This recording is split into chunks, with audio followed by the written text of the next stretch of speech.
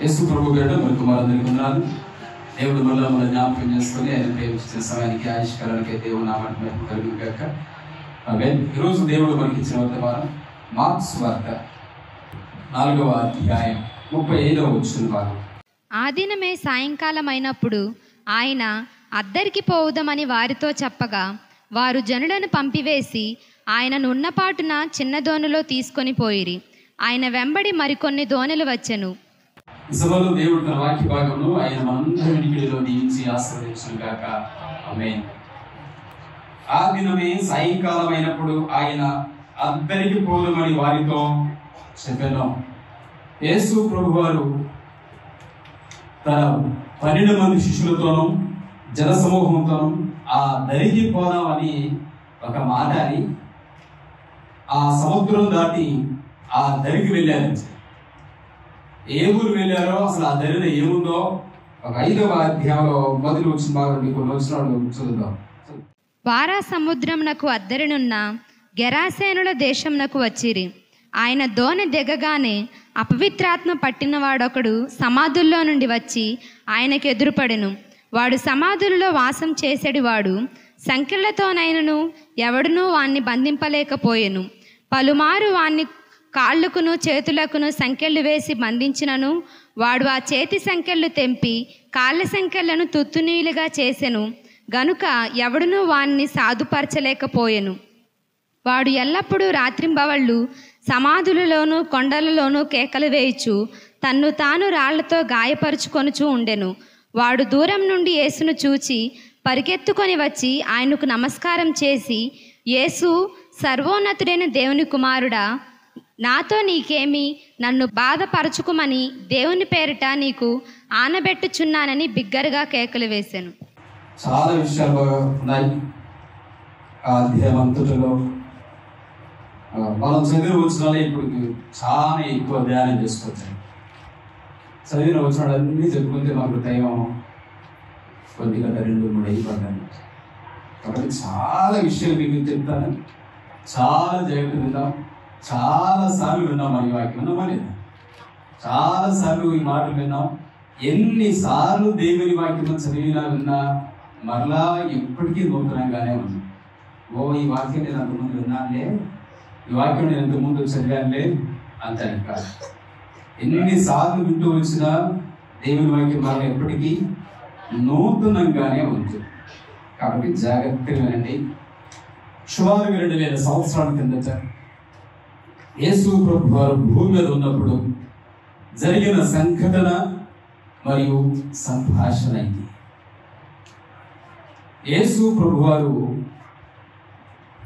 సముద్రానికి యువతల ఉండి శిష్యులతో అన్న మాటలు, మనము ఎక్కడికి వెళ్దాం? ఎవరి వాక్యం? ఆ దరికి వెళ్దాం. అద్దరికి అంటే ఆ దరికి వెళ్దాం అన్నారు. జాగ్రత్తగా. ఏ సముద్రం పేరు?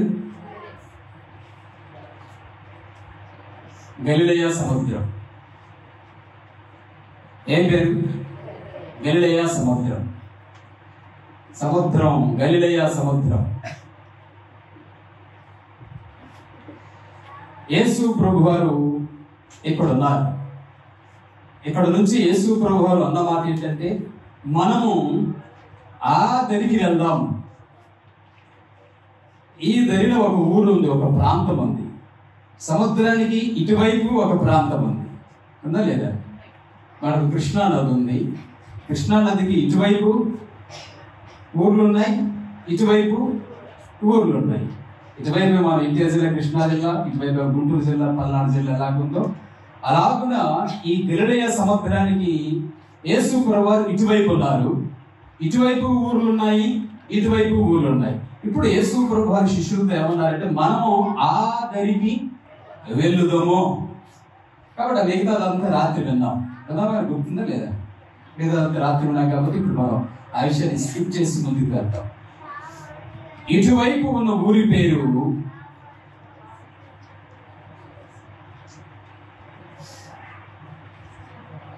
గెరాసేను లేక గెరాసేను.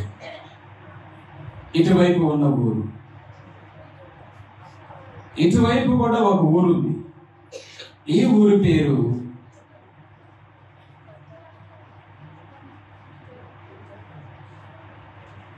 కపెర్నహూము. ఇప్పుడు యేసు ప్రభువు వారు ఎక్కడున్నారంటే కపెర్నహూములో ఉన్నారు. ఎక్కడున్నారు యేసు ప్రభు వారు? జాగ్రత్తగా మిమ్మల్ని 2000 సంవత్సరాలు వెనక్కి తీసుకెళ్ళాను. ఇప్పుడు యేసు ప్రభు వారు మనం అందరం ఇక్కడ ఉన్నాం. ఏ ఊరిలో? కపెర్నహూములో ఉన్నాం. యేసు ప్రభు వారు మనతో అన్నారు, మనము ఈ దరికి వెళ్దాము అన్నారు. ఏ దరికి? గెరాసేను. ఈ దరికి వెళ్ళడానికి మధ్యలో ఏముంది? గలిలయ సముద్రం. ఊర్క్ ఇది సముద్రం, గలిలయ సముద్రం. ఇక్కడ ఉన్న వాళ్ళందరూ, గెరాసేను ప్రాంతంలో ఉన్న వాళ్ళందరూ అన్యులు. అన్యులు అంటే దేవుడు తెలియని వాళ్ళు, దేవుణ్ణి ఎరుగని వాళ్ళు. ఈ గలిలయ సముద్రానికి ఏవతల వైపు, ఈ దరి వైపు ఉన్న వాళ్ళందరూ దేవుడెవరో తెలియని ప్రజలు. ఇక గలిలయ సముద్రానికి ఈ వైపున ఉన్న వాళ్ళందరూ యూదులు లేక ఇశ్రాయేలీలు. యూదులు లేక ఇశ్రాయేలీలు అంటే విశ్వాసులు. ఎవరు ఇటువైపు? ఇప్పుడు మనం ఏ భాగంలో ఉన్నామంటారు? వీళ్ళేమో ఇటువైపు విశ్వాసులు ఉన్నారు, యూదులు. ఇశ్రాయేలు లెక్క 12 గోత్రాలకి సంబంధించిన వాళ్ళందరూ సముద్రానికి ఏవతల వైపు ఉన్నారు. అసలు దేవుణ్ణి ఎరుగని వాళ్ళందరూ ఈ సముద్రానికి అవతల వైపు ఉన్నారు. వీరిని విశ్వాసులను అవిశ్వాసులకు మధ్యలో అడ్డుగా ఏముంది? గలిలయ సముద్రం ఉంది. ఇప్పుడు యేసు ప్రభువు వారు అన్నారు, మనము ఆ దరికి వెళ్దామన్నారు. ఏ దరికి? ఆ దరికి వెళ్దామన్నారు. ఇప్పుడు ఒకవేళ యేసు ప్రభువు వారి టీములో మనం ఉన్నామనుకో, అదే టైంలో ప్రభువా మనం ఎవరం అనుకున్నారు? మనం యూదులం, ప్రపంచంలోనే శ్రేష్టమైన గోత్రం కలిగిన వాళ్ళం మనం. వీళ్ళెవరో అన్యులు, అంటరానోళ్ళు, విలువ లేనోళ్ళు. వాళ్ళ దగ్గరికి మనం వెళ్ళటం ఏంటి? అవసరం ఉంటే వాళ్ళే మన దగ్గరికి రావాలి, కానీ మనం వెళ్ళటం ఏంటి ప్రభువా అంటమేమో. ఒకవేళ గెరాసేను ప్రాంతానికి వెళ్ళాలంటే అంత తేలిక కాదు. సముద్ర ప్రయాణము విమానంలో ఎక్కినంతగానో ట్రైన్లో బస్సులో ఎక్కినంత తేలిక కాదు సముద్రం మీద ప్రయాణం చేయటం. ఇది విన్నాం రాత్రి. ఎన్నో తుఫాన్లు ఉంటాయి, ఎన్నో అలలు ఉంటాయి, ఎన్నో మరణ భయాలు ఉంటాయి సముద్ర ప్రయాణంలో. అయినా యేసు ప్రభు వారు మనము ఆ దరికి వెళ్దాం అన్నారు. అంతే. ఎందుకన్నారు ఆ దరికి? అసలు ఆ దరికి వెళ్ళవలసినంత అవసరం ఏమొచ్చా? ఎందుకు వెళ్ళాలి ఆ దరికి? ఇప్పుడు చదివాం 5వ అధ్యాయంలో, మళ్ళీ వద్దులే, చదివాం కాబట్టి మళ్ళీ టైం అయిపోద్ది. 5వ అధ్యాయంలో మనం చదివిన మొదటి వచనం నుంచి గెరాసేను ప్రాంతంలో ఉన్న ప్రజలు ఎవరున్నారంటే అక్కడ ఎవరున్నారు? ఆ ఊర్లో ఎంటర్ కాగానే వెల్కమ్ ఎవరు చెప్పారు? చెప్పండి. దయ్యం పట్టిన వాళ్ళు ఉన్నారు. ఎవరు? అక్కడ ఊళ్ళో ఉన్న ప్రజలందరూ ఎలాంటి వాళ్ళు ఉన్నారంటే అపవిత్రాత్మ చేత పీడించబడుతున్నవారు.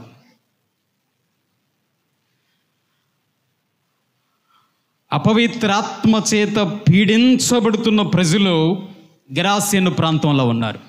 నేనేదో అపా అని పెట్టి 2 గీట్లు పెట్టాను, మీరు కూడా 2 గీట్లు పెట్టుకున్నారు. ఇక్కడ ప్లేస్ లేదు కాబట్టి నేను షార్ట్ కట్ పెట్టాను. అపవిత్రాత్మ చేత పీడించబడుతున్న ప్రజలు ఉన్నారు. ఇక్కడ ఎవరున్నారు? విశ్వాసులు ఉన్నారు. ఇక్కడ ఎవరున్నారు? సముద్రానికి అవతల ఎవరున్నారు? అపవాది చేత లేక అపవిత్రాత్మ చేత పీడించబడుతున్న ప్రజలున్నారు. దయాలు పట్టి జీవితాలను పాడు చేసుకుంటున్న ప్రజలు ఉన్నారు. ఆ రోజు ఈ రోజు కూడా ప్రపంచం అంతటిలో ఈ 2 సమూహాల ప్రజలు ఉన్నారు. ఒకరమేమో యేసు ప్రభువు నమ్ముకొని సేఫ్ జోన్లో క్షేమంగా ఉన్న ప్రజలు ఉన్నాం. మరొక వైపేమో యేసు ప్రభువును ఎరుగక అపవిత్రాత్మ చేత బాధించబడుతున్న ప్రజలు ఉన్నారు లోకంలో. ఒకవైపు యేసు ప్రభువుని నమ్ముకొని క్షేమంగా మంచి స్థాయిలో మంచి పొజిషన్లో ఉన్న వాళ్ళం ఒకవైపు సేఫ్గా ఉన్నాం. మరొక వైపు దేవుణ్ణి నమ్మక దేవుడికి బదులు అపవాది చేత బాధించబడుతున్న సమూహం ప్రజలు కూడా లోకంలో ఉన్నారు. వీళ్ళు ఉన్నాం, వాళ్ళు ఉన్నారు. మధ్యలో ఏముంది? ఎప్పుడు కూడా మధ్యలో ఏదో ఒక అడ్డు ఉంటుంది. విశ్వాసులకు అవిశ్వాసులకు మధ్యలో ఒక అడ్డు ఎప్పుడు ఉంటుంది. 2, ఆ గెరాసేను ప్రాంతంలో ఉన్న ప్రజలు అపవాది చేత నడిపించబడుతున్నారు. వారిని అపవాది కంట్రోల్ చేస్తూ ఉన్నాడు. ఎవరు కంట్రోల్లో ఉన్నారు? వాళ్ళు గెరాసేను ప్రాంతంలో ఉన్న ప్రజలు అపవాది కంట్రోల్లో ఉన్నారు. ఇక్కడ ఉన్న వాళ్ళేమో దేవుని కంట్రోల్లో ఉన్నారు. ఇక్కడ ఉన్న వాళ్ళేమో అపవాది కంట్రోల్లో ఉన్నారు. అపవాది వాళ్ళను నడిపిస్తూ ఉన్నాడు. అపవాది వాళ్ళను పీడిస్తూ ఉన్నాడు. 3, అపవాది చేత ఒత్తిడిలో ఉన్నారు వాళ్ళు. సాతానుడు వాళ్ళ జీవితాలను ఒత్తిడి చేస్తూ ఉన్నాడు. చాలా నలిగిపోతున్న జీవితాలతో ఉన్నారు ఈ గెరాసేను ప్రాంతంలో ఉన్న ప్రజలు. వీళ్ళందరినీ లీడ్ చేసేది, నడిపించేది అపవాది, అపవిత్రాత్మ. దేవుని ఎరుగని ప్రజలు దేవునికి బదులు అపవాది చేత నడిపించబడుతూ, అపవాది చేత పీడించబడుతూ, అపవాది యొక్క ఒత్తిడిలో ఉండి వాళ్ళు ఏం చేసుకున్నారు? ఆ సమాధుల్లో ఉన్న వ్యక్తి తనను తాను గాయపరుచుకుంటూ, తనను తాను రాళ్ళతో కొట్టుకుంటూ, తనను తాను కేకలు వేసుకుంటూ, తన దేహాన్ని పాడు చేసుకుంటూ సమాధుల్లో నిద్రపోతూ ఉన్నాడు, సమాధుల్లో గడుపుతూ ఉన్నాడు. ఎవరు ఈ వ్యక్తిని ఊళ్ళో నుంచి దూరంగా తీసుకువెళ్ళింది? ఎవరు ఈ వ్యక్తిని కేకలు వేసేలా చేసింది? ఎవరు ఈ వ్యక్తిని కుటుంబం నుంచి వేరు చేసింది? ఎవరు ఈ వ్యక్తిని తన దేహాన్ని గాయపరుచుకునేలా చేసింది? ఎవరు ఈ వ్యక్తి ఎంత నలిగిపోవటానికి కారణం? అపవాది. ఎవరు? ఈరోజు లేరంటారా? ఈరోజు ఈ మాటలు వింటున్న మనలో ఉన్నారంటారా? ఈరోజు నిన్ను నడిపించేది ఎవరో? ఈరోజు నిన్ను కంట్రోల్ చేసేది ఎవరో? ఈరోజు నువ్వు అనేకమైన ఒత్తిడులకు గురవటానికి కారణం ఎవరో? గుర్తుపెట్టుకో. దేవుడు నీకు ఇచ్చిన కుటుంబాన్ని పాడు చేసుకుంటూ, దేవుడు నీకు ఇచ్చిన జీవితాన్ని పాడు చేసుకుంటూ, దేవుడు నీకు ఇచ్చిన భవిష్యత్తును పాడు చేసుకుంటూ, అపవాది చేత నడిపించబడుతూ, ఎవరో లేక చచ్చిపోయి సమాధి చేయబడిన శవాల మధ్యలో, కుళ్ళు కంపు కొడుతున్న శవాల మధ్యలో సమయం గడుపుతూ ఉన్న వ్యక్తులు గెరాసేను ప్రాంతంలో ఉన్నారు. దేవుణ్ణి ఎరుగక నశించిపోయే ఆత్మలు ఎక్కడున్నారు? గెరాసేను ప్రాంతంలో ఉన్నారు. దేవుణ్ణి ఎరుగని ప్రజలు గెరాసేను ప్రాంతంలో ఉన్నారు. అపవాది చేత నడిపించబడుతూ జీవితాన్ని చేజేతులు పాడు చేసుకుంటున్నారు. దేవుడు ఇచ్చిన ఆరోగ్యాన్ని పాడు చేసుకుంటున్నారు. దేవుడిచ్చిన దేహాన్ని పాడు చేసుకుంటూ, దేవుడిచ్చిన భవిష్యత్తును పాడు చేసుకుంటూ పూర్తిగా ఎవరి కంట్రోల్లోకి వెళ్ళిపోయారు? వీళ్ళు అపవాది కంట్రోల్లోకి వెళ్ళిపోయారు. ఈరోజు ఈ మాటలు ఉంటున్న మనలో నువ్వు కూడా ఒకవేళ అపవాది కంట్రోల్లో ఉన్నవా? నిన్ను నడిపించేది ఒకవేళ అపవాదేనేమో. జీవితాన్ని పాడు చేసే పాపపు అలవాట్లకు చోటిచ్చి, భవిష్యత్తును పాడు చేసే పాపమునకు బానిసవైపోయి, ఒత్తిడికి గురవుతూ, ఊరిలో ఉండలేక, సమాధుల్లో ఉండలేక, అటు పరిగెత్తుతూ ఇటు పరిగెత్తుతూ, దేహాన్ని దేవుని ఆలయంగా ఉన్న దేహాన్ని రాళ్లతో కొట్టుకొని గాయపరుచుకునే స్థితిలో ఎవరున్నారు? గెరాసేను ప్రాంతంలో ఉన్న ప్రజలు ఉన్నారు. ఎప్పుడు యేసుప్రభువు ఏమన్నారు చెప్పండి? ఆ దరికి పోదాం. ఎందుకు పోదాం? ఆ దరికి పోదాం.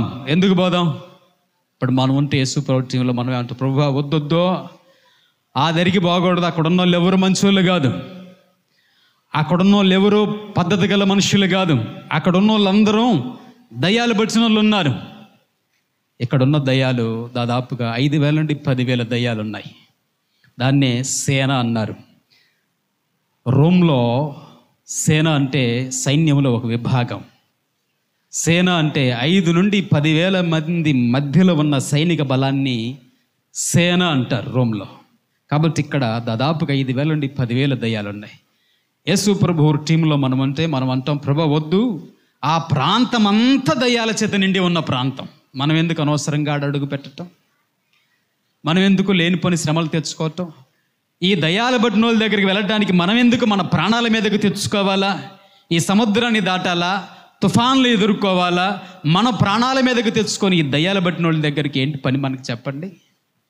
ఏమంతా మనం ఉంటే మనం గొప్ప వాళ్ళం, యేసు ప్రభు వారికి సలహాలు ఇస్తాం అనే కదంటారా. యేసు ప్రభు వారు చూశారు గెరాసేన్ ప్రాంతంలో, ఎక్కడున్న ప్రజలను చూశారు, వారందరూ నశించు ఆత్మలుగా ఉన్నారు. అపవాది చేత నశించు ఆత్మలు వాళ్ళు. ఎవరు వీళ్ళు? అపవాది చేత నశించిపోయే ఆత్మలుగా ఉన్నారు ఈ గెరాసేను ప్రాంతంలో ఉన్న ప్రజలు. చూశారు యేసు ప్రభు వారు. ఈ విషయాలన్నీ వీళ్ళకి కూడా తెలుసు. ఎవరికి తెలుసు? వీళ్ళకి కూడా తెలుసు. ఈ కపెర్నహూము పట్టణంలో ఉన్న యూదులు, ఇశ్రాయేలీయుల విశ్వాసులందరికీ కూడా తెలుసు. సముద్రము యువతల వీళ్ళు పరిస్థితి తెలుసు, సముద్రము అవతల పరిస్థితి తెలుసు. ఏ రోజు యేసు ప్రభువు నమ్ముకున్న మనకు కూడా తెలుసు. యేసు ప్రభువుని నమ్మని జీవితాలు ఎలా ఉన్నాయో, యేసు ప్రభువు లేని జీవితాలు ఎంత భయంకరంగా ఉన్నాయో, వాళ్ళ జీవితాలలో ఎన్ని లోపాలు, పాపాలు, బలహీనతలతో వాళ్ళ ఆత్మ నశించి ఏ విధంగా నరకానికి వెళ్ళిపోతుందో మనకు తెలుసు.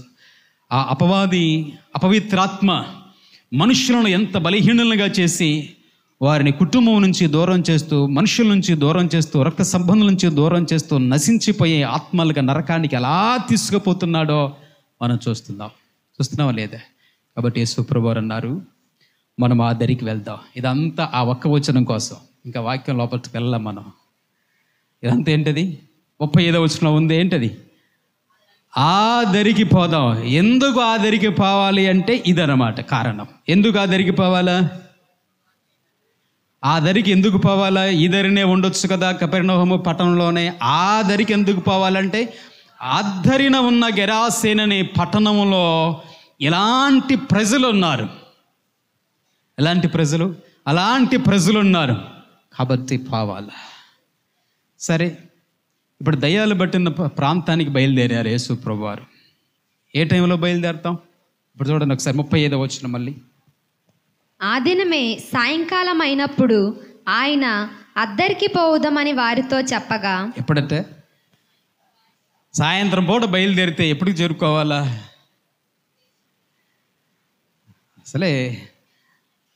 అసలే సముద్ర ప్రయాణం. సరే, మొత్తానికి ఇప్పుడు 5వ అధ్యాయం 1వ వచనం. వారా సముద్రమునకు అద్దరినున్న రైట్, ఎక్కడికి వచ్చారు? ఆ దరికి పోదామన్నారు. 4వ అధ్యాయం 35వ వచనంలో ఆ దరికి పోదామన్నారు. ఈ దరి నుంచి ఈ దరికి వచ్చారు. మరి సముద్ర ప్రయాణం చేసి అలసిపోయారు. ఎవరు? శిష్యులు. 35వ వచనం నుంచి చివరిలో సముద్రం మీద వచ్చిన అలలు, తుఫాన్లు, వీటన్నింటికి యేసు ప్రభు శిష్యులు భయపడి మళ్ళీ బ్రతికారు నాయన అనుకుంటూ మొత్తానికి ఈ దరికి వచ్చి పడ్డారు. ఎక్కడికి? గెరాసేనుకు వచ్చారు. ఇప్పుడు వచ్చిన తర్వాత మనం ఏమనిపించింది? మనం ఇప్పుడంటే మనకు బస్సులు, కార్లు ఇవన్నీ ఉన్నాయి కాబట్టి మోటార్ సైకిల్ చక్కగా ఒక ఊరు నుంచి ఒక ఊరికి వెళ్ళిపోతాం. బస్సు మీదనో బైక్ మీదనో ప్రయాణం చేయగానే ఇంకొక ఊరికి పోయినప్పుడు, ఇంకొక ఇంటికి పోయినప్పుడు ఏం ఎక్స్పెక్ట్ చేస్తాం? వీళ్ళు మంచిగా మాకు ఎదురొచ్చి కొద్దిగా మంచినీళ్ళు ఇస్తారేమో, కొద్దిగా మమ్మల్ని ఇంట్లోకి పిలుస్తారేమో, అరే వెళ్ళగానే కొంచెం స్నాక్స్ లేకపోతే టిఫినో ఏదో భోజనం రెడీ చేస్తారో అని ఆశపడు. అవును కదా? వాళ్ళు ఏం పలకరీలేదు అనుకోండి, ఏమైపోతాం? హర్ట్ అయిపోతాం. ఇక్కడ కూడా శిష్యులు సముద్రం దాటి ప్రాణాలకు తెగించి ఈ ఊరు వచ్చారు యేసు ప్రభుతో పాటు. ఇప్పుడు ఈ 12 మంది శిష్యులు ప్రభు మమ్మల్ని మొత్తానికి దరికి తీసుకొచ్చాడు. చాలా ప్రయాణం చేశాం, ఏం తినలేదు ప్రయాణంలో, బతికితే చాలే అనుకుని బయటపడ్డాం సముద్రం దాటి. ఈ గెరాసేను పట్టణంలో గొప్ప ప్రెసిడెంట్ గారి ఇంటికో, ఊళ్ళో ఆసామి భూస్వామి ఇంటికో తీసుకెళ్తే కొద్దిసేపు హాయిగా రెస్ట్ తీసుకొని, భోజన పలహారాలు తీసుకొని అప్పుడు ఊళ్ళోకి వెళ్ళొచ్చు. యేసు ప్రభు మమ్మల్ని ఎక్కడికి తీసుకుపోతారు? ఇప్పుడు ఆ ఊరిలో మంచి ధనవంతుడింటికి తీసుకుపోయి కొద్దిసేపు విశ్రాంతి ఇస్తారని మళ్ళంటి వాళ్ళే శిష్యులు ఆశపడతా ఉన్నారు. ఊర్లో అడుగుపెట్టగానే యేసుప్రభువారు డైరెక్ట్గా సమాధుల తోటలోకి పోయారు. ఎక్కడికి పోయారు? ఇంకెక్కడికి పోలే. ఊళ్ళో డబ్బు ఉన్న వాళ్ళకి అడుకో, లేకపోతే వీళ్ళని ఎవరైతే పోషిస్తారో అక్కడికో, వీళ్ళకి ఎవరైతే విశ్రాంతినిస్తారో అక్కడికి ఈ శిష్యులు ఏం తీసిపోలే. డైరెక్ట్గా సమాధుల దొడ్డులోకి, సమాధుల తోటలోకి తీసిపోతా ఉంటే అసలే ఆ ఊర్లో అన్నీ ఏమున్నాయని పుకార్లు ఉన్నాయి. ఆ ఊర్లో అన్ని దయ్యాలు ఉన్నాయని పుకారు ఉంది. ఇప్పుడు యేసుప్రభువారు పాఠం కూడా డైరెక్ట్గా కట్టేపోతుంటే మరి ఈయన వెనక ఇల్లేం కావాలా? ఖచ్చితంగా ఫాలో అవ్వాలి, అనుసరించాల్సింది.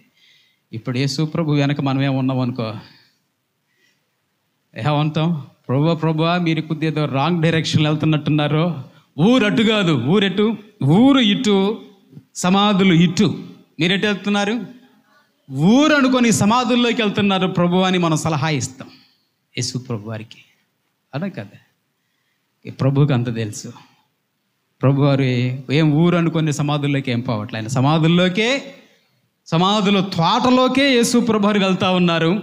యేసు ప్రభు వెనుక శిష్యులు కూడా భయంగా వస్తూ ఉన్నారు. రాగానే వెంటనే పరిగెత్తుకుంటూ వచ్చాడు ఒక్కడు. ఎవరో వారిని చూడగానే వీళ్ళకి ఎక్కడోళ్ళక్కడ గప్చుప్ అయిపోయారు శిష్యులు. ఎందుకు? వాణ్ణి చూసే ఊళ్ళో వాళ్ళు భయపడి ఎవరూ రావట్లా వాడి దగ్గరికి. ఆ వ్యక్తి యొక్క భయంకరమైన కేకలకు, అరుపులకు భయపడిపోయారు. ఆ వ్యక్తి చేసే వికృతమైన శాస్త్రలకు భయపడిపోయారు. ఎవరు కూడా దరిదాపుల్లోకే రావటల్లా. ఆ సమాధుల వైపు మనుష్యులు పోవడానికే భయపడిపోయారు. అంత భయంకరమైన అపవిత్రాత్మలో అన్నున్నాయి ఎక్కడ. యేసు ప్రభువారు శిష్యులు తీసుకుని వెళ్తుంటే కేకలు వేసుకుంటే ఎదురొచ్చాడు. మనం కనుక ఉంటే ప్రభువా నీకు ఒక దండం, నీ సేవకు ఒక దండం, నాయనా బతుకుంటే బలుసాకాన్ని తింటాం, బఠానీలు అమ్ముకునైనా బతుకుతాం, కానీ నిన్ను మాత్రమేమో వెంబడించమని కాళ్ళకు పని చెప్పి పరుగో. అవునా కాదా? కానీ ప్రభువు సమాధుల తోటలోకి ఎదురు వెళ్ళారు. ఆ గొప్ప దేవుడు ప్రభు అయిన క్రీస్తు. ఆయన మరణానికే కాదు, అపవాదికి ఎదురు వెళ్ళిన దేవుడు ప్రభు అయిన క్రీస్తు. చాలామందికి ఈ వ్యక్తి దయ్యాల చేత, దయ్యాలు ఈ వ్యక్తిని పట్టాయి, ఈ వ్యక్తి దగ్గరికి వెళ్తే మనకు ప్రమాదం అని భయపడ్డారు. కానీ మన ప్రభు ఎంతటి ప్రేమ గలవాడంటే మీకు 3 మాటలు చెప్తాను. రాసుకున్నారా? యేసు ప్రభు ఎంతటి ప్రేమ గలవాడంటే చాలా ప్రేమ గలవాడు. యేసు ప్రభు పైరూపాన్ని నేను చూడటల్లా. యేసు ప్రభు పైరూపాన్ని చూడటల్లా. ఊళ్ళో వాళ్ళందరూ ఆ వ్యక్తిని చూసి పారిపోయారు. మన దేవుడు మహా గొప్పవాడు.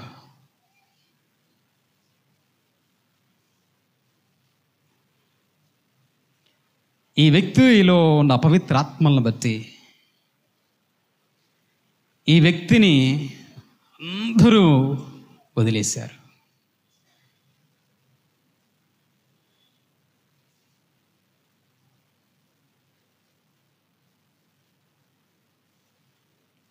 అందరూ వదిలేశారు. కుటుంబ సభ్యులు, బంధువులు, రక్త సంబంధులు, ఊరి వాళ్ళందరూ వదిలేశారు. ఎందుకో?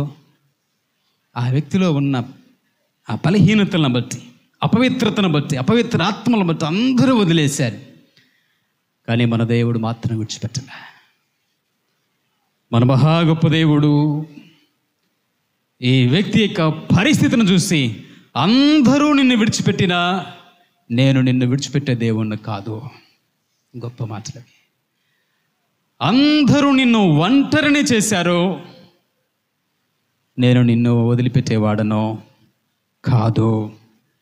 ఈ వ్యక్తి కోసం ఆ మహా గొప్ప దేవుడు సముద్రాలను, తుఫాన్లు దాటి వచ్చాడు.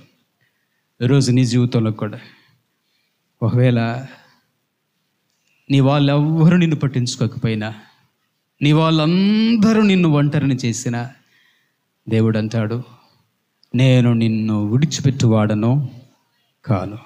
ఆ ఊరోళ్ళందరూ వదిలేశారు. చివరకు కుటుంబ సభ్యులు కూడా వదిలేశారు. ఒంటరిగా సమాధుల్లో గడుపుతూ ఉన్నాడు, ఒంటరి జీవితం జీవిస్తూ ఉన్నాడు. అపవాది చేత జీవితం గడుపుతూ ఉన్నాడు. మన ప్రభు మహా ఉన్నతమైన దేవుడు. ఎవరు విడిచినా నేను నిన్ను విడువను, ఎడబాయను. శాశ్వతమైన ప్రేమను చూపే దేవుడు ప్రభు అయిన క్రీస్తు. ఆయన విడిచిపెట్టలే. ఈరోజు ఒకవేళ ఈ మాట నుంచి మనలో నాకెవరూ లేరే, నా పరిస్థితులను బట్టి నన్ను అందరూ ఒంటరిని చేశారే, నన్ను ఎవరు పెద్దగా పట్టించుకోవటం లేదు, నన్ను ఎవరు ప్రేమించటం లేదు, ఒంటరినైపోయాను, అందరూ ఉన్నారు ఈ వ్యక్తికి, కానీ ఒంటరి జీవితం అయిపోయింది. ఉండటానికి అందరూ ఉన్నారు, కానీ ఒంటరి జీవితం అయిపోయింది. ఈరోజు మన జీవితాల్లో కూడా ఉండటానికి అందరూ ఉండి ఒంటరి జీవితం అనుభవిస్తున్న పరిస్థితుల్లో బాధలోనూ ఉంటే దేవుడు అంటాడు, నీ కోసం దేవుడు ఎన్ని సముద్రాలైనా దాటి రావడానికి సిద్ధం. నీ కోసం దేవుడు ఎన్ని తుఫానులనైనా ఎదుర్కొని నీ దగ్గరికి రావటానికి సిద్ధంగా ఉన్న దేవుడే మహా గొప్ప ప్రభు, మన ప్రభు అయిన క్రీస్తు. ఆయన ఈ వ్యక్తి దగ్గరకు, సమాధులలో ఒంటరిగా ఉన్న వ్యక్తి దగ్గరకు తోడుగా వచ్చిన దేవుడు ప్రభు అయిన క్రీస్తు. ఈ వ్యక్తిని అందరూ విడిచిపెట్టారు, అందరూ విసర్జించారు, అందరూ అసహించుకున్నారు. ఆ వ్యక్తి యొక్క పనులను బట్టి ఎవరూ ప్రేమించలేకపోయారు, ఎవరూ తమలో కలుపుకోలేదు. అందరూ విసర్జించారు, అందరూ అసహించుకున్నారు, అందరూ దూరంగా త్రోసివేశారు. ఊళ్ళోకి వచ్చే ప్రయత్నాలు చేస్తుంటే రానివ్వకుండా అసహించుకున్నారు. కానీ మన ప్రభు అలాంటి వాడు కాదు. మహా గొప్ప దేవుడు ప్రభు అయిన క్రీస్తు. ఎవరి ప్రేమకు నువ్వు దూరమైనా, ఎవరు నిన్ను ఆదరించినా ఆదరించకపోయినా, ప్రేమించినా ప్రేమించకపోయినా, నిన్ను దూరాన్ని పెట్టినా, త్రోసివేసినా, విసర్జించినా, అసహించుకున్నా, వెలివేసినా, నా దేవుడు మన ప్రభు అయిన క్రీస్తు అంటాడు, నేను నీ చెయ్యి విడువను. నువ్వే పరిస్థితిలో ఉన్నా నేను నీ చెయ్యి విడువను. మన పిల్లలు బురదలో పడ్డారు అనుకోండి, బురదలో పడ్డారు కదా అని మనం ఏమి నా పిల్లగాడు కాదంటమా? పేడంటింది అనుకోండి, పేడంటింది కదా అని నా పిల్లగాళ్ళు కాదంటమా? అంటమా? జీవితంలో కూడా నీలో ఉన్న లోపాలను బట్టి, బలహీనతలు బట్టి ఊరి వాళ్ళు వెలివేయచ్చేమో, ఊరి వాళ్ళు అసహించుకోవచ్చేమో, బంధు జనాంగం అంతా వెలివేయచ్చేమో, ఎవరు నిన్ను ప్రేమించకపోవచ్చేమో, కానీ నిన్ను నన్ను మనలో సృష్టించిన పరమ తండ్రి అయిన ప్రభు అయిన క్రీస్తు మాత్రం, నువ్వు ఏ స్థితిలో ఉన్నా నీవు నా కుమారుడివే, నువ్వు ఏ పరిస్థితిలో ఉన్నా నీవు నా కుమార్తెవే, నేను నిన్ను వదులుకోజాలను అంటాడు. ఆమేన్. అంత మహా గొప్ప ప్రేమ కలిగిన దేవుడు మన ప్రభు అయిన క్రీస్తు. అందుకే అపవిత్ర ఆత్మల చేత పట్టి పీడించబడుతూ ఒంటరి జీవితం అనుభవిస్తున్న ఈ వ్యక్తి దగ్గరకు ప్రభు పనిగట్టుకొని వచ్చి, నేను నిన్ను విడువను, నేను నిన్ను వదిలిపెట్టను, నేను నిన్ను ఒంటరిగా ఉంచను అంటూ దగ్గరికి వచ్చారు. రెండు, ఈ వ్యక్తి యొక్క పరిస్థితి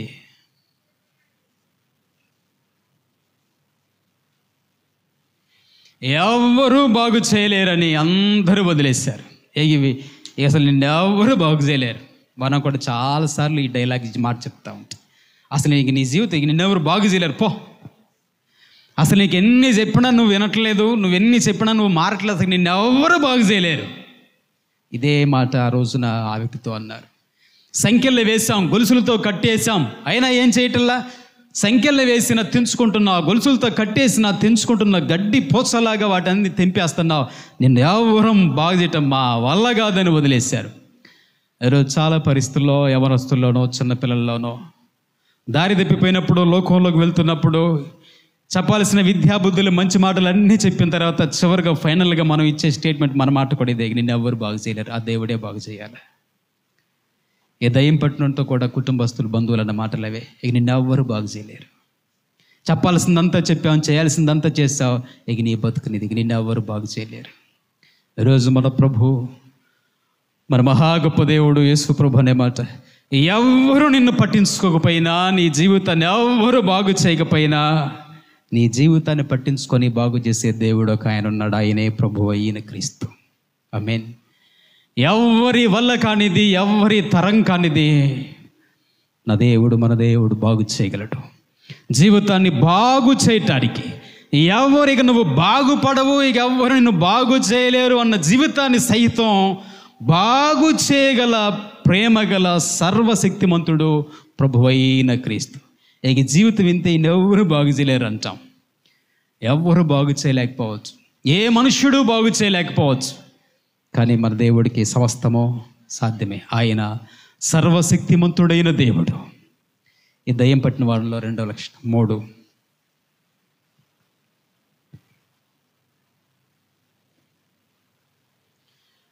నిరీక్షలే. ఇక నా జీవితం ఇంతే, అందరికీ దూరం అయిపోయాను. నాలో ఉన్న అపవిత్రతను బట్టి, అపవిత్రాత్మలను బట్టి నేను అందరికీ దూరం అయిపోయాను. నా కుటుంబ సభ్యులు నన్ను దూరం పెట్టారు, రక్త సంబంధులు దూరం పెట్టారు, బంధుమిత్రులు దూరం పెట్టారు, ఊరి వాళ్ళందరూ దూరం పెట్టారు. ఇక నా జీవితము ఇలా సమాధులలో సమాధి అయిపోవటమే. ఇక బ్రతుకుతామన్న ఆశ లేదు, భవిష్యత్తు మీద నిరీక్షణ లేక బాధతో గడుపుతున్న జీవితం ఇతడిది. భవిష్యత్తు మీద నిరీక్షణ లేనివాడు, ఆశ లేనివాడు. ఇక బతుకుతాము, మరలా నా జీవితంలో మంచి రోజులు వస్తాయి, మరలా నేను నా కుటుంబముతో, నా ఊరి ప్రజలతో కలిసి జీవించగలను అనే ఏమాత్రం ఆశ, నిరీక్షణ లేని స్థితిలో ఈ వ్యక్తి ఉన్నాడు.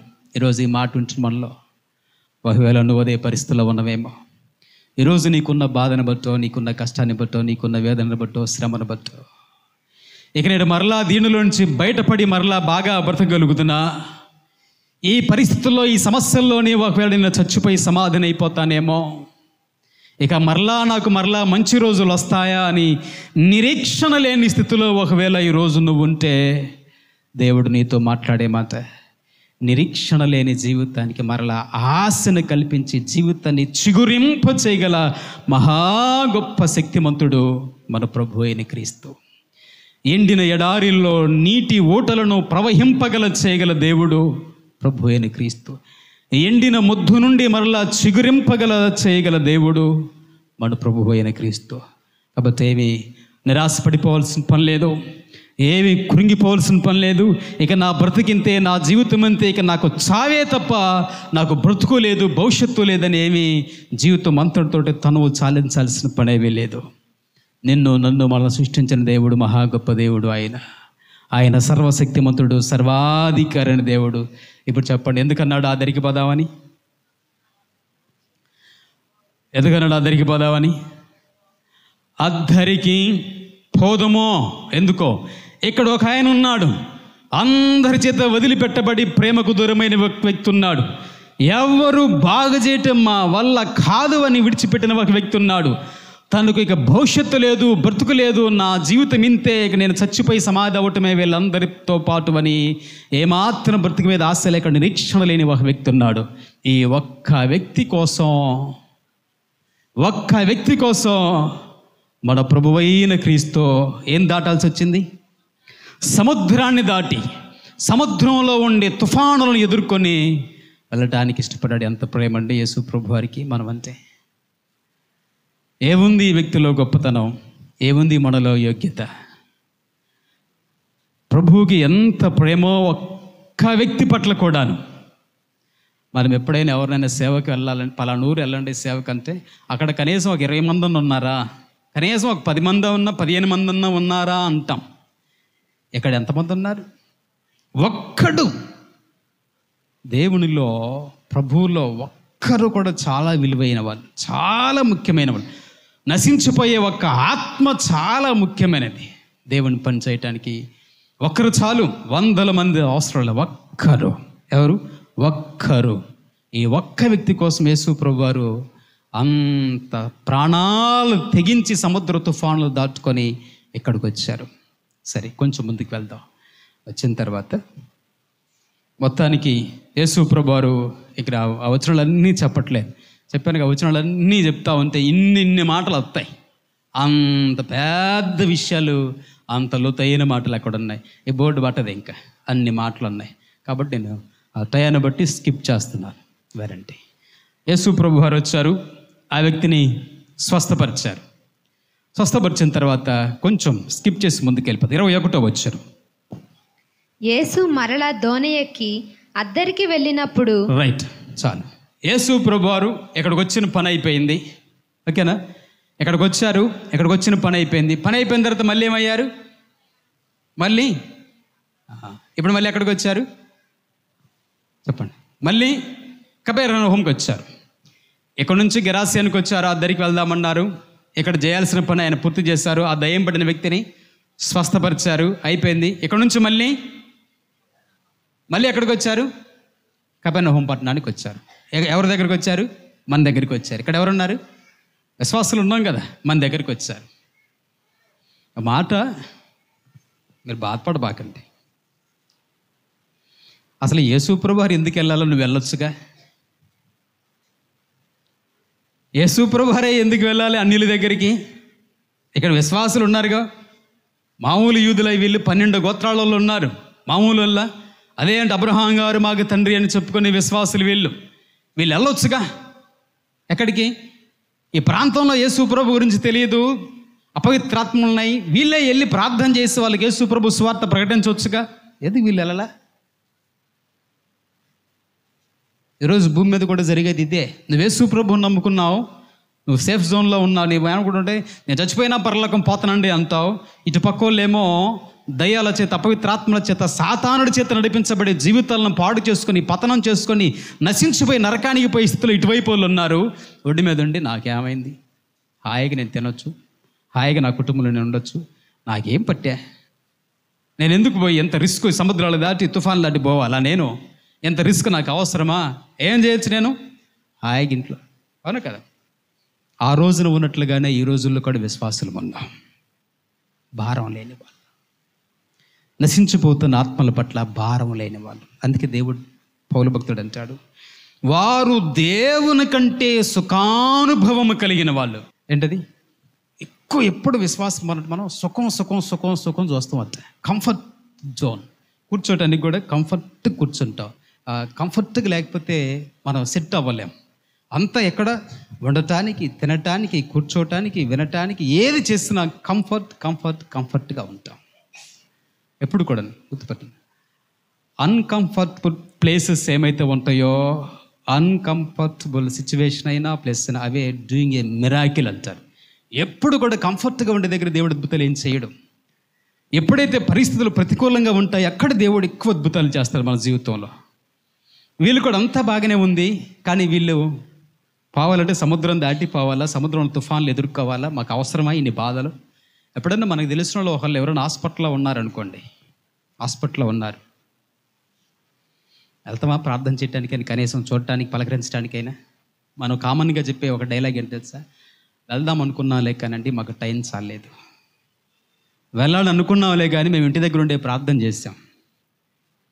మనం అంత బిజీ షెడ్యూల్లో ఉంటాం. ఎంత బిజీ అంటే యేసు ప్రభు గారి కంటే మనం ఎక్కువ బిజీ. యేసు ప్రభు గారికి ఇంకేం పనులు లేవు కదా.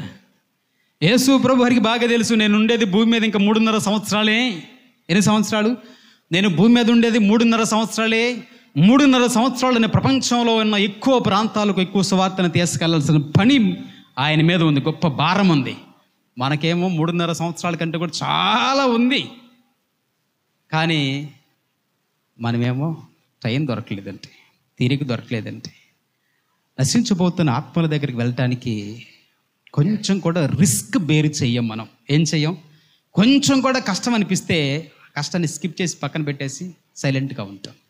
మరి యేసు ప్రభువు వారు ఒక్క ఆత్మ కోసం పెట్టుకోండి, ఒక్క ఆత్మ కోసం సముద్రంలోని తుఫానులను ఎదుర్కొని పడవ నిండి నీళ్లతో మునిగిపోయే పరిస్థితి, ప్రమాదపు అంచు దగ్గరికి వెళ్ళి ఈ వ్యక్తిని కాపాడారు. ఇదేంటి దేవుడి ప్రేమంటే. దేవుని ప్రేమంటే ఇది వీళ్ళు ఎందుకు చేయలేకపోయారు? ఈరోజు ఉన్న విశ్వాసం మనం ఎందుకు దేవుని యేసు ప్రభు గురించి ఇతరులకు ప్రకటించలేకపోతున్నాం, సువార్త చేయలేకపోతున్నాం అంటే తెలుసా? 2 విషయాలు చెప్పి మీకు ముగిస్తాను. ఇదే అధ్యాయంలో 25వ వచనం.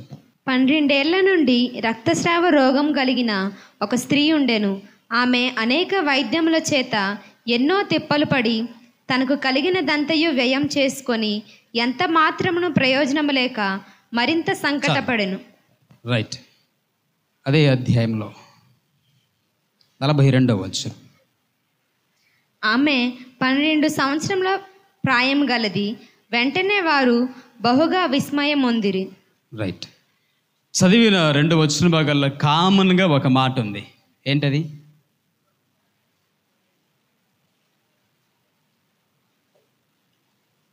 పన్నెండు సంవత్సరాల రక్తస్రావము, 12 సంవత్సరాల వయసున్న ఒక పాప. ఏ ఊర్లో ఉన్నాయి? ఏ ఊర్లో ఉన్నారు వీళ్ళందరూ? ఏ ఊర్లో ఉన్నారు? రైట్, కపెర్నహూములో. యేసు ప్రభు వారు తిరిగి వచ్చాక, ఎక్కడి నుంచి దయ్యం పట్టణాన్ని బాగు చేసి తిరిగి వచ్చాక ఏ ఊర్లో ఉన్నారు వీళ్ళందరూ? ఎవరు వీళ్ళందరూ? యూదులు, విశ్వాసుల్లో ఈ 2 లక్షణాలు ఉన్నాయి. ఎక్కడ యూదులు ఎందుకు దేవుడి పని చేయలేకపోతున్నారు? ఆనాటి యూదులైన విశ్వాసులు, ఇశ్రాయేలీయులు ఎందుకు దేవుడి పనులు వాడబడలేకపోతున్నారంటే వాళ్ళలో ఉన్న భయంకరమైన 2 బలహీనతలు ఉన్నాయి. ఈరోజు వాళ్ళలోనే కాదు, ఈరోజు మనలో కూడా 2 ఉన్నాయి. ఒకరు 12 సంవత్సరాలకు కామన్గా ఎందుకు ఆ మాట వాడబడిందంటే, ఇశ్రాయేలీయులలో ఉన్న గోత్రాలు మొత్తం 12. ఈ 12 గోత్రాల ప్రజలందరూ ఇటువైపు ఉన్నారు. ఇటువైపు ఉన్నారు. చెప్పుకోవలసిన సందర్భం అంతా వచ్చినప్పుడు మేము ఎవరం అనుకుంటున్నాం? మేము ఫలానా గోత్రానికి సంబంధించిన వాళ్ళం, మేము ఫలానా గోత్రికులం అని గర్వంగా చెప్పుకుంటున్నారు. కానీ దేవుని కోసం చేయాల్సి వచ్చినప్పుడు వీళ్ళు జీరోలు. మాటల్లో మాత్రం గొప్పలు ఉన్నాయి, కానీ పని రూపంలో దేవుడి పనులకు వచ్చేటప్పటికి వాళ్ళలో ఏమి లేవు. వీళ్ళు ఎలాగున్నారంటే, రక్తస్రావము కలిగిన 12 సంవత్సరాల నుంచి. నేను పెద్దగా ఈ మాటలు ఇంక వివరించలే, కానీ క్లుప్తంగా చెప్తాను. స్రావము అంటే తెలుగులో అర్థం మానని పుండు అని అర్థం. మానక ఉన్న పుండు. ఇశ్రాయేలీయుల యొక్క పరిస్థితి ఎట్లా ఉందంటే, పైకి బాగా ఉన్నారు, రూపురేఖలలో చూడటానికి బాహ్యంగా బాగా కనపడుతున్నారు. ఇంటర్నల్గా, అంతర్గతంగా మానని పుండు కొన్ని సంవత్సరాల నుంచి వాళ్ళని వేధిస్తూ ఉంది. ఇదే ఇశ్రాయేలు యొక్క జీవిత పరిస్థితి. పైకి బాగా ఉండి లోపట వాళ్ళు మానని పాపములు కలిగి ఉన్నారు. దీన్నే వేషధారణ అంటారు. ఈమె పరిస్థితి ఇదే. ఈమె ఇశ్రాయేలీయులకు, యూదులకు సాదృశ్యంగా ఉంది. పైకి బాగానే కనబడుతుంది, చూడడానికి చక్కగా ఉంది, కానీ అంతర్గతంగా ఆమె పెద్ద సమస్యలో ఉంది.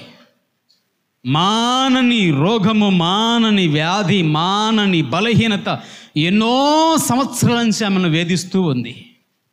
ఈరోజు ఈ మాట వింటున్న ప్రియ సహోదరులు, నేను యేసు ప్రభువుని నమ్ముకున్నాను, యేసు ప్రభు నా దేవుడు అనుకునే నీ జీవితంలో పైకి కనబడని పాపము నీ లోపట నువ్వు విడిచిపెట్టకుండా సంవత్సరాల నుంచి నీతో పాటు కొనసాగిస్తూ వస్తుంటే, దేవుడు నీకు ఇచ్చే పేరు నువ్వు ఒక వేషధారివి. పైకి బాగానే ఉన్నావు, లోపట నీ పరిస్థితి బాగలే. ఇంతకాలం బ్రతుకుతావు ఈ బ్రతుకు. ఆ వచనంలో 25వ వచనంలో ఉంటుంది, ఆ చివరిలో ఆమె ఎన్నో తిప్పలు పడి, ఏం పడిందంట? తిప్పలు పడ్డ మనకు బాగా ఈ తెలుగు ట్రాన్స్లేషన్ బాగా మనకి అర్థం అవుద్ది. దీనికి మళ్ళీ ఏం చెప్పాల్సిన పని. ఆమె లోపట ఉన్న బలహీనత వల్ల ఆమె ఎన్నో తిప్పలు పడింది, ఎన్నో బాధలు పడింది. ఈరోజు కూడా యేసు ప్రభువుని నమ్ముకొని పైకి కనపడకుండా నీ లోపట ఉంటాయా నీ బలహీనతలో, నీ లోపట ఉండే నీ బలహీనతలు నేను ఎన్నో తిప్పల పాలు చేస్తాయి. గుర్తుపెట్టుకో. నీకు ఎవ్వరికి తెలియకపోవచ్చు, నీ లోపల ఉండే బలహీనత నీకు ఎవ్వరికి తెలియకపోవచ్చు. నీకు మాత్రమే తెలుసు, దేవుడికి మాత్రమే తెలుసు. నీకు మాత్రమే తెలిసిన నీ బలహీనత నీ జీవితంలో నిన్ను తిప్పల పాలు చేస్తుంది. ఒకటి కాదు, ఎన్నో తిప్పలు పడాలంట. సంవత్సరాలు. ఇది ఆనాటి ఎవరి పరిస్థితి? మేము విశ్వాసులమని చెప్పుకుంటున్నా ఈ కపెర్నహూము ప్రాంతంలో ఉన్న ఇశ్రాయేలీయుల పరిస్థితి. అదే పరిస్థితి ఈ రోజుల్లో కూడా ఉంది. మేము విశ్వాసులము, ప్రభువుని నమ్ముకున్న వాళ్ళం, మేము ఎప్పటి నుంచో ఉన్న భక్తులమని చెప్పుకొని మన జీవితాల్లో పైకి కనబడని స్రావము, మానని పుండు, మానని పాపములు, బలహీనతలు, అలవాట్లు నీ జీవితంలో ఉంటే దేవుడు నిన్ను ఇష్టపడతాడు. దయ్యం పట్టిన వాణినైనా యేసు ప్రభు వారు ఇష్టపడుతున్నారు. కానీ విశ్వాసము కలిగి ఉండి మానని పుండుంటే దేవుడు నిన్ను పెద్దగా ఇష్టపడటం. నీలోని బలహీనతలుంటే నువ్వుపై ఏం చెప్తావు? గెరాసీను ప్రాంతంలో నీలో ఈ బలహీనతలు పెట్టుకుని అడిగిపోతే దయ్యం పట్టినోడు అంటాడు, నాకు యేసు ప్రభు ఎవరో తెలుసు, నువ్వెవరో నీ బతుకేంటో తెలుసు, పో అంటాడు. అపోస్తల కార్యాలు 19వ అధ్యాయంలో అదే జరిగింది. ఒకడు యేసు నామమున దయ్యాలు వదిలిపోవను గాక అన్నాడు. దయ్యాలు ఏం గజగజ వనికి పోలా. దయ్యాలు అన్నాయి, నాకు యేసు ఎవరో తెలుసు, పౌలు ఎవరో తెలుసు, నీ బతుకు కూడా తెలుసు అని మీదబడి కొట్టాయి. బట్టలు జించుకొని పారిపోయారు వాళ్ళు కదా. మన జీవితం అంతా దేవుడికి తెలుసు, తర్వాత వీళ్ళకి కూడా తెలుసు, అపవిత్రాత్మకి తెలుసు. అందుకే వీళ్ళకి ఏమీ లేదు, ఇక్కడికి వచ్చి వాక్యం చెప్పి అంత భక్తి లేదు వీళ్ళకు. కపెర్నహూములో ఉన్న వాళ్ళందరూ విశ్వాసులే, కానీ పేరుకు మాత్రమే పరిమితమైపోయిన భక్తి. లోపట జీవితం డొల్లా, లోపట భక్తి లేదు. పైకి మాత్రం బోర్డు పెట్టుకున్నాం, యూదులమో గోత్రికులమో విశ్వాసులమని. లోపటంతా మానకుండా ఉన్న పాపాలే ఉన్నాయి. ఒకటి వీళ్ళలో ఉన్న రెండవ బలహీనత చదువుతాం. 23వ వచనం. నా చిన్న కుమార్తె చావనయ్యున్నది, అది బాగుపడి బ్రతుకున్నట్లు నీవు వచ్చి దాని మీద నీ చేతులుంచవలనని ఆయనను మిగులు బతిమాలు కొనగా. రైట్, ఎట్లా ఉందట? చావనై ఉన్నది. లూకాసు వార్త 8:42 కూడా ఒక మాట ఉంటుంది. ఇంచుమించు 12 ఏళ్ల ఈడుగల తన ఒక్కతే కుమార్తె చావ సిద్ధముగా ఉన్నది గనుక తన ఇంటికి రమ్మని ఆయనను బతిమాలు కొనెను. ఆయన వెళ్ళుచుండగా జనసమూహములు ఆయన మీద పడుచుండిరి. ఎట్లా ఉంది వీళ్ళ పరిస్థితి అంటే, అటు పూర్తిగా బ్రతికిన వ్యక్తి కాదు ఆ అమ్మాయి, పూర్తిగా చచ్చిపోయిన వ్యక్తి కాదు. దీన్ని మనం కోమా పరిస్థితి అంటాం. కోమాలో ఉన్న పేషెంట్, కోమాలో ఉన్న వ్యక్తి చచ్చిపోయిన వాళ్ళు కాదు, అలాగని బ్రతికిన వాళ్ళు కాదు. ఈ లోకంలో ఉన్న ఏ విషయాలు వాళ్ళకి ఏం అర్థం కావు, ఏ స్పర్శ ఉండదు. అలాగని చచ్చిపోయిన వాళ్ళ అంటే చచ్చిపోయిన వాళ్ళు కాదు. ఎట్లాంటి వాళ్ళు? అటు పూర్తిగా చావలేదు, ఇటు పూర్తిగా బ్రతకలేదు. ఇదే ఇశ్రాయేలీల పరిస్థితి. వీళ్ళ పరిస్థితి కూడా అలాగే ఉంది. అటు పూర్తిగా లోకస్తులు కాదు, ఇటు పూర్తిగా విశ్వాసులు కాదు. ఎట్లా ఉన్నారు వీళ్ళు? అటు పూర్తిగా లోకంలోనూ చావలేదు, ఇటు పూర్తిగా యేసు ప్రభువులోనూ బ్రతకలేదు. చచ్చి బ్రతుకుతున్న జీవితాలు వీళ్ళు. ఇటు పూర్తిగా భక్తిలోనూ లేరు, అలాగని అసలు దేవుణ్ణి ఎరగనము అన్నట్టుగా లోకస్తులు కాదు వాళ్ళు. ఇట్లాంటి భక్తులు ఈ కపెర్నహూము పట్టణంలో ఉన్నారు. ఇక వీళ్ళు ఏం వెళ్తారు? వీళ్ళు వెళ్ళి ఏం చెప్తారు? వీళ్ళు వెళ్ళి ఆ గెరాసేను ప్రాంతంలో ఏం చెప్పగలుగుతారు? వీళ్ళకే ఏమీ లేదు. వీళ్ళకే యేసు ప్రభువులో దేవునిలో సరైన భక్తి లేదు. దేవునిలో పూర్తిగా బ్రతికిన వాళ్ళు కాదు, జీవిస్తున్న వాళ్ళు కాదు. సగం చచ్చి సగం బతుకుతున్న జీవితాలు వీళ్ళవి. అదే యేసు ప్రభువు ఎక్కడన్న మాట. చావటానికి సిద్ధంగా ఉన్నట్టు ఈరోజు ఈ మాట ఉంటుంది మనలో. నువ్వు యేసు ప్రభువు నమ్ముకుని ఎంతకాలం అయిందో కానీ, మారు మనసు పొంది ఎంతకాలమైందో కానీ, బాప్తిజం పొంది ఎంతకాలమైందో కానీ, నువ్వు కూడా ఇంకా చస్తూ బతుకుతూ కొన ఊపిరితో కొట్టుమిట్టాడుతున్న వ్యక్తిలో ఒకవేళ నీ భక్తి జీవితంలో ఉన్నవేమో. ఇటు పూర్తిగా లోకస్తుడివి కాదు, అలాగని పూర్తిగా నువ్వు భక్తిపరుడు కూడా ఉండలేకపోతున్నావేమో. చావక బ్రతుకుతూ ఉన్న జీవితం నీలో ఉందేమో. దేవుని మాటలు వింటున్నప్పుడు ఉజ్జీవంగాను, బ్రతికితే యేసు ప్రభు కోసం బ్రతకాలని, ఆదివారం ఆరాధన అయిపోయిన తర్వాత గోడలు దాటి బయటికి వెళ్ళిపోయాక మళ్ళీ ఏమాత్రం ఎక్కడ నీ జీవితం యేసు ప్రభుకి భక్తికి స్థానం లేకనంత లోకస్తులుగా నువ్వు ఒకవేళ నువ్వు ఉంటున్నావేమో. గుర్తుపెట్టుకో, దేవుడు ఇలాంటి జీవితాన్ని మాత్రం ఇష్టపడట్లేదు, ఇలాంటి జీవితాన్ని ఇష్టపడట్లేదు. ఒక్క వ్యక్తి కోసమైన ఆ వ్యక్తి దగ్గరికి వెళ్ళాడు.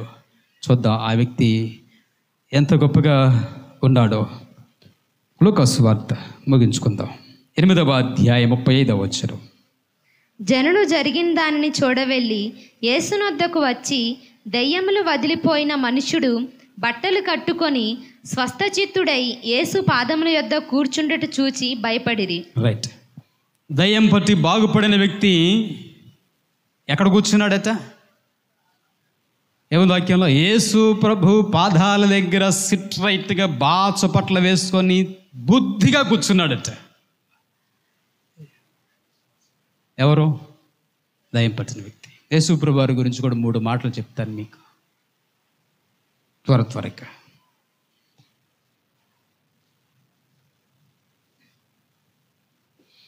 దేవుడు మహాప్రేమ గలవాడు. యేసు ప్రభు నిన్ను ప్రేమిస్తూ ఉన్న దేవుడు, శాశ్వత కాలం వరకు ప్రేమిస్తూనే ఉండే దేవుడు. మనుషుల ప్రేమలో మార్పులు ఉంటాయి. అవసరాన్ని బట్టి, అవకాశాన్ని బట్టి మనుషుల ప్రేమలో మారిపోవచ్చేమో, కానీ నిన్ను సృష్టించిన ప్రభు అయిన క్రీస్తు ప్రేమలో మార్పు లేదు. ఆయన శాశ్వత కాలము ఒకే ప్రేమను చూపించగల దేవుడు ప్రభు అయిన క్రీస్తు. దయ్యం పట్టిన వ్యక్తిని కూడా యేసు ప్రభువారు ప్రేమించిన దేవుడు ప్రభు అయిన క్రీస్తు. మహా గొప్ప దేవుడు. నిన్ను బాగు చేయు దేవుడు ప్రభు అయిన క్రీస్తు. మా వల్ల కాదు, మా తరం కాదు, నిన్నెవరు బాగు చేయలేరు అని నీ వాళ్ళు అన్నప్పుడు, సమాజం అన్నప్పుడు, ఊరి వారందరూ అన్నప్పుడు, మన ప్రభు అయిన క్రీస్తు అంటాడు, నేను నిన్ను బాగు చేయుదును, నీ జీవితాన్ని బాగు చేయుదును, నీ భవిష్యత్తును బాగు చేయుదును అంటూ నిన్ను బాగు చేయుటకు నీ దగ్గరికి వచ్చే దేవుడు ప్రభు అయిన క్రీస్తు. అంతటి మహా ప్రేమ గలవాడు ప్రభు అయిన క్రీస్తు. చివరి ఒక మాట చెప్తాను.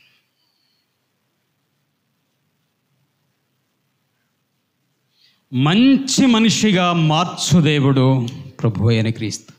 సమాధులలో కేకలు పెట్టే వ్యక్తి ఎక్కడికి వచ్చాడు? యేసు ప్రభు దగ్గరికి వచ్చి చక్కగా మంచిగా బట్టలు కట్టుకొని బాచ పట్టలు వేసుకొని కూర్చుంటే చూసిన ఊరి వాళ్ళకి ఆశ్చర్యం కలిగిందట. యేసు క్రీస్తు ప్రభు కులాన్ని మతాన్ని మార్చేవాడు కాదు. ఆయన జీవితాన్ని, భవిష్యత్తును మార్చి బంగారు భవిష్యత్తునిచ్చే మహా గొప్ప ప్రేమ గల దేవుడే ప్రభు అయిన క్రీస్తు. మంచి జీవితంగా, మంచి మనిషిగా మార్చువాడు ప్రభు అయిన క్రీస్తు. ఈ ఒక్కడి కోసం యేసు ప్రభు వారు ఎంత దూరం దాటి వస్తే వీళ్ళేమో ఇంకా లోపాలు, ఇంకా బలహీనతతోనే ఉన్నారు. అయినా దేవుడు ప్రేమ గలవాడే కాబట్టి ఈ లోపాన్ని మార్చాడు. చచ్చి బ్రతుకుతున్న జీవితాన్ని కూడా దేవుడు మరలా బ్రతికించి ఆయుష్కాలం పొడిగించాడు. విశ్వాసులైనా విశ్వాసులందరినీ ప్రేమించగల మహా గొప్ప దేవుడు ఎవరు? ప్రభు అయిన క్రీస్తు.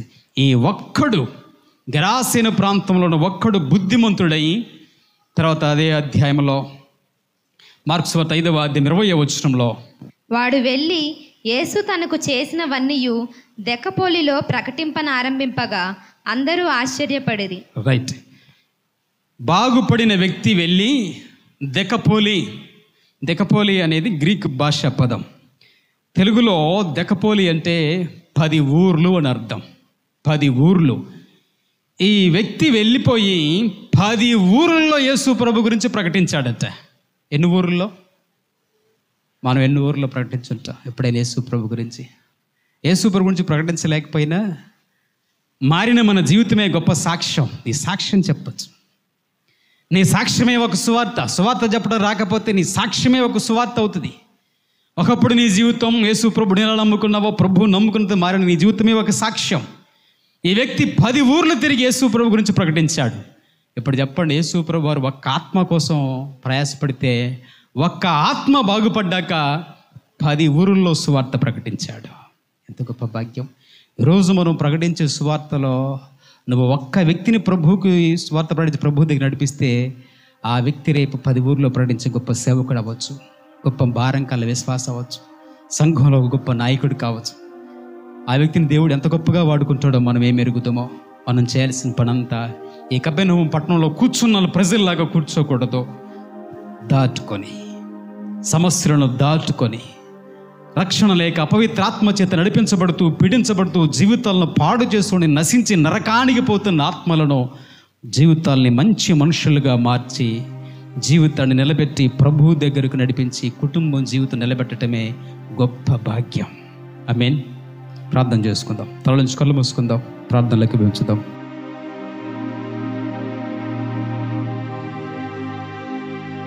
ఈరోజు దేవుడు మనతో మాట్లాడిన ప్రతి మాటను జ్ఞాపకం చేసుకుంటాం. మన ప్రభు మహాప్రేమగల దేవుడు, మహా గొప్ప దేవుడు, సర్వశక్తిమంతుడు, సర్వోన్నతుడైన దేవుడు మన ప్రభు అయిన క్రీస్తు. ఎంత గొప్ప దేవుడు ఆయన. జీవితాలను పాడు చేసుకుంటున్న ప్రజలు సముద్రానికి అవతల వైపులో ఉన్నారని తెలిసి వారిని బాగు చేయాలని, వారి జీవితాలలో మేలు కలగాలని, మంచి మనుషులుగా మార్చి మంచి భవిష్యత్తునివ్వాలని ఆ మహా గొప్ప దేవుడు సముద్రాన్ని సైతం దాటి తుఫాన్లన్నిటిని ఎదుర్కొని ఒక్క వ్యక్తి కోసం వెళ్ళిపోయాడు. అందరూ వదిలేశారు, ఎవరూ ప్రేమించలేదు. నాన్న వాళ్ళు సైతం వదిలేశారు, విసర్జించారు, త్రోసివేశారు, విడిచిపెట్టారు. ఎవరు నిన్ను బాగు చేయలేరు అనుకున్నారు. ఆ వ్యక్తి ఇక నాకు బ్రతుకు లేదు, బ్రతుకు మీద నాకు ఆశ లేదు, ఇక నా జీవితం ఇంతే, నా బ్రతుకు ఇక్కడ సమాధి అయిపోవటమే అని నిరీక్షణ లేని పరిస్థితుల్లో ఉన్నప్పుడు మన దేవుడు మహా గొప్ప కనికర సంపన్నుడు, ప్రేమ కలిగిన దేవుడు. నేనున్నాను, నేను నిన్ను ప్రేమించే దేవుడును, నేను నిన్ను విడువను, ఎడబాయను అంటూ దగ్గరగా వచ్చి ప్రేమతో పలకరించి బాగు చేసి జీవితాన్నిచ్చి భవిష్యత్తునిచ్చి ఆత్మను రక్షించిన ప్రేమామయుడు ప్రభు అయిన క్రీస్తు. ఏకీభవించుదాం ఈరోజు ప్రార్థనలో. పరిశుద్ధుడా, ప్రేమగల తండ్రి, సర్వోన్నతుడా, సకల ఆశీర్వాదములకు కారణభూతుడు అయిన మా ప్రభువు, నాయన మధ్యాహ్న కాల సమయంలో మరొక మారు మీ ఘనమైన శ్రేష్టమైన నామానికి వందనాలు, స్తోత్రాలు నాయన. ఎంత గొప్ప దేవుడు అయ్యా నీవు. ప్రజలు ఎవరు ఎలాంటి పరిస్థితుల్లో ఉన్నారో, ఎలాంటి ఇబ్బందుల్లో ఉన్నారో అంతటిని ఎరిగిన దేవుడుగా, అందరూ చేయి విడిచిపెట్టిన సమయాలలో, ఒంటరిని చేసిన సమయాలలో, అనాదిగా మారిపోయిన సమయంలో, చీకటి జీవితం జీవిస్తున్న సమయంలో, జీవితంలో నష్టాలు కష్టాలు పాలైపోయిన సమయంలో, ఇక నన్ను ఎవరు బాగు చేయలేరు, నా బ్రతికింతే నిరీక్షణ లేని సమయంలో నాయనా ప్రేమగా దగ్గరికి వచ్చి పలకరించి ఆదరించి బ్రతుకును మార్చి భవిష్యత్తునిచ్చిన మా గొప్ప తండ్రి, మీకు వందనాలు, స్తోత్రములు నాయన. నీవు లేకపోతే మేమేమైపోదామో తండ్రి, నీవు లేకపోతే మా జీవితాలు ఏమైపోతావో, నీవు లేకపోతే మా భవిష్యత్తు ఏమైపోతుందో నాయన. నశించి నరకానికి వెళ్ళిపోయే స్థితిలో ఉన్న మమ్మల్ని అందరినీ జ్ఞాపకం చేసుకొని మమ్మల్ని కరుణిస్తూ మా జీవితాల మీద మీ కృప చూపుతూ శాశ్వతమైన ప్రేమతో మమ్మల్ని ప్రేమిస్తూ మా జీవితాల్లో ఉన్న బలహీనతలంతటినీ సరిచేస్తూ క్షమిస్తూ ప్రేమ చూపుతూ మీ రాజ్యములకే మమ్మల్ని వారసులుగా చేస్తున్నందుకే వందనాలు నాయన. ఈ సమయంలో ప్రార్థనలో పాలు పొందుతున్న వారిలో ఎవరు ఎలాంటి పరిస్థితుల్లో ఉండి నాయన మీ సన్నిధిలో ప్రతి బలహీనతను ఒప్పుకుంటున్నారో, అపవాది చేత ఇంకెంతమంది నడిపించబడి పీడించబడి నన్ను తిప్పల పడుతున్నారో అటు ప్రతి ఒక్కరిని మీ కృపలో జ్ఞాపకం చేసుకొద్దండి. అపవాది చేత పట్టబడిన వాడు దేవా మీ పాదాల చెంత చేరి శరణ పొందినట్లుగా నాయన ఈరోజు నాయన ఎందరైతే వారి జీవితంలో బలహీనతలను ఒప్పుకోవడానికి ఇష్టపడుతున్నారో, బలహీనతలను విడిచిపెట్టడానికి ఇష్టపడుతున్నారో అటు ప్రతి వారికి మారు మనసు అనుభవం దయచేయడం. అది ఇంకా బాప్తిజం పొందిన వారు, రక్షణ పొందిన వారు ఎందరైతే ఉన్నారో వారు నాయన అపవాది చేతిలో జీవితాలు పాడు కాకముందే మారు మనసు పొంది బాప్తిజం పొందిన ఆయన మీ చేయి పట్టుకొని నీతి రాజ్యములో చేరే గొప్ప భాగ్యమో ఈ సమయంలో ప్రార్థనలో పాలు పొందుతున్న వారికి, సంఘ బిడ్డలకు, మా దేశ ప్రజలందరికీ మీ సందు కూడా వంచి నిత్య రాజ్యములో ఉంచబడి క్రీస్తు యేసు పరిశుద్ధ నామమున అడిగి వేడుకొంచున్నాం తండ్రి.